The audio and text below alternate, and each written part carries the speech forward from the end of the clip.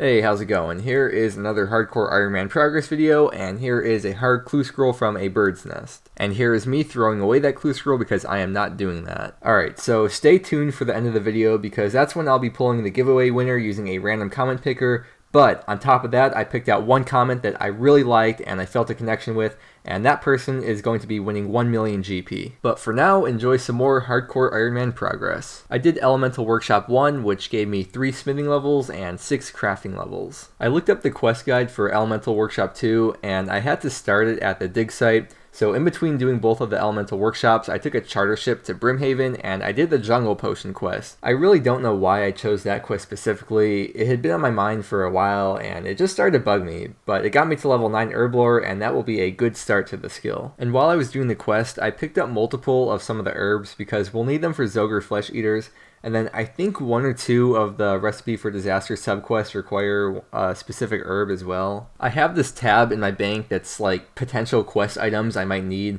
and I have the most random things in there like dyes and onion and cabbage and I don't know, it's just like such random things that I think I'm going to need at some point. I eventually got around to doing Elemental Workshop 2 and got even more smithing and crafting XP, and I gained 3 smithing levels and 6 more crafting levels. Guys, we have 32 crafting and we haven't even touched the skill yet. That is crazy. Imagine how many cows I'd have to kill and how much flax I'd have to pick to get that if I wasn't questing. The quest gave us the mind helmet, but I don't think it's really used for anything besides completing one of the candor and medium tasks. I started the Holy Grail quest and I messed up. I messed up bad. I really don't want to rewatch this, but I'm sure a lot of you remember this guy from the quest. And if you're a low level like me, you gotta keep running back and forth to flick your attacks on him. And he has very high defense, and you gotta use melee to damage him because range and mage won't hit. So he's basically a high level, click intensive quest boss. And one more thing is that the finishing hit has to be done with Excalibur or else he respawns, and I'm sure you can see where this is going now, but the reason why you don't want to do the whole fight with it is because it's super slow and it has awful stats. So yep, I accidentally did the last hit with my Addy Skim, so I had to redo the whole fight. And that was so painful, man. It took over 10 minutes to get him down there. That's why you don't get cocky though. I was trying to get him down to as low HP as possible without having to use Excalibur. But something I'm finding out about this game mode is that you shouldn't try to take shortcuts or beat the system, because most of the time you're just going to end up screwing yourself over, and this is a perfect example of that. I did end up beating him again like 15 minutes later and finishing the quest, but this was such an annoying quest because I had to keep running all over the map, and every time I went back to Camelot I had to use the minigames teleport to the games room and take the fishing contest shortcut under White Wolf Mountain to get there. But wow, look at all that XP. 11k prayer XP and over 15k defense XP. 11k prayer XP, that's so much. That's a lot of bones. That is just so nice though, and it really balances out my combat stats. I'm just so happy to finally have that quest done, and then I realized that I need to make money and build up my cash stack, so I went back to a very familiar place. Yes, we are back at the motherlode mine, just like where I spent so much time on my alt account. I know I should have done the dig site quest first for the mining XP, but it really doesn't bother me spending an extra hour here, plus I'll need the resources and the gold nuggets either way. Let me talk about the plan that's been brewing in my mind now. So I want to stay here for 60 mining and hopefully have full prospectors, and maybe even stay here to get a coal bag eventually. And then I would like to head next door to the mining guild and mine iron there because the deposit box is right next to the 3 iron rocks, so I can bank a lot of them really fast. And then I'd like to smith all of them into steel bars. That's why it would be nice to have the coal bag.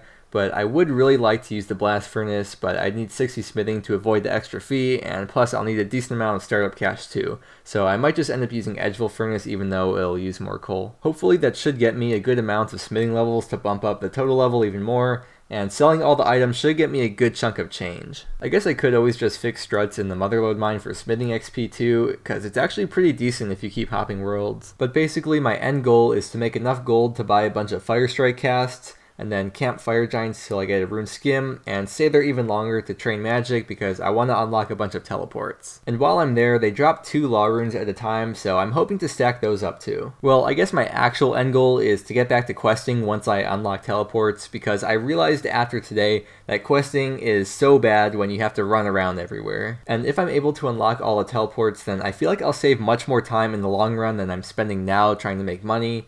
And plus, all these skills I'm going to have to train either way, so I wouldn't really consider this a waste of time. Although, now that I said this whole plan out loud, the motherlode part does seem kind of stupid. And I was reading your comments on yesterday's video, and there was a really good one about doing the agility pyramid because it gives you 10k gold from every run, and you only need level 30 agility, which I have. I can't believe I completely forgot about the agility pyramid. I see everyone do that in Deadman mode, but I didn't even consider doing it. And besides getting a lot of gold, I'll actually gain a lot of agility XP, and agility is going to be one of the most important skills for quests, because obviously I don't have stamina potions and I don't have graceful, so the lower my run drains, the better off I'll be. I started here with 30 mining, and I gained a lot of levels, but I still don't have a rune pick. And the more I think about, the more this seems like a bad idea. Like, if I do agility pyramid, that's just 3 laps and I could afford the rune pick. While if I stay here, I have to mine all the rocks, then smelt them all into bars, and smith them all into items, and then hop worlds as I try selling everything to the general stores. And it's just a lot of work for 32k to get the rune pick. You know, I think I really should just go do pyramid, and once I have all that GP, I'll also be able to afford blast furnace if that's what I decide to do. I know like 2 minutes ago I was so gung-ho about following through with my plan, but thank you for letting me rant to you, because I realize it's not worth it to use Edgeville Furnace, because as an Iron Man, I only have access to a limited amount of resources, and so much coal would be wasted if I just used a regular furnace. So after this video, I'll get started on the pyramid and get this plan into action. Please don't hold me to anything specifically though, because you know how often things can change, and I don't like to disappoint. But I would really like to come back here to Motherlode and mine a bunch of rocks, because I'm a nerd like that. So once I get my rune pick, I will get 60 mining here at some point. But we are going to be finishing off this episode of the Hardcore Iron Man by getting level 50 mining, and now let's get into the bond giveaway. Okay, what's going on? We are going to pick the giveaway winner right now. This is live. I didn't pre-record this. I'm not doing a bunch of takes to get like the right person or something. This is the first time I'm doing this. So we're going to type in random YouTube comment picker. And the one I found before was this one.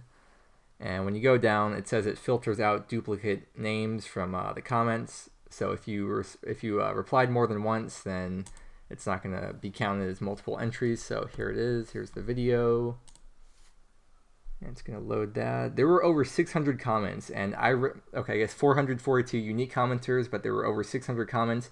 I read through every single comment, and it took me like almost 2 hours to read all of them, but it was worth it. I really enjoyed reading the stories. So here we are. Just going to press start, and we will pick the winner in 3, 2, 1.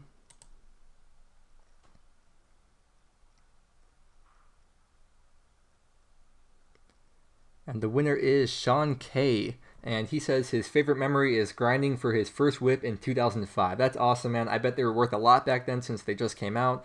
But anyways, I'm going to add you. And whenever you log in, just add me and send me a message. And we'll meet up in-game. And you'll be in the next video. I'll just post like a little clip of you if you want to say something to the video or something. But yeah, that is awesome, man. Congratulations on winning the bond. And I said at the start of the video that I picked another comment that was my favorite comment out of all of them that I really just felt like I connected with. And I'm going to show that comment now, and that person is going to win 1 mil in gold from me. Whoa, before we go to the winning comment, I was just looking up your stats, Sean, or Zadian. And dude, you're like free to play. It looks like you've been grinding for a while, so you definitely deserve the bond, man. Congratulations again. But yeah, let's go on to the 1 mil winner. So there were a lot of comments. I said if any of them hit 100 upvotes that I would give them the bond, and I hate you so much for this, Jake. But okay, so here I'm going to type in the comment right now, or the person, and enter. And here it is, League of Chaos, RSN Zamarathics. And he said, when I was growing up, I moved a lot, so I left friends behind constantly. It got to the point where I didn't even see the point of making friends because I knew we'd just move again. But through all that change and sadness, one thing stayed constant in my life, and that was RuneScape. I love this game, and it means a lot to me. Anyways, love your vids. Keep it, man. But dude, like I totally like relate to your comment. Like I was the same way with me. I was always moving, and RuneScape was the one constant in my life. And I just really like your comment, man. So you're gonna win the 1 mil. So add me in game, and I'll add you next time you log in. Just send me a message or something, and we'll meet up. And you could have your clip in the video if you want. If you don't want, it doesn't have to be. But yeah.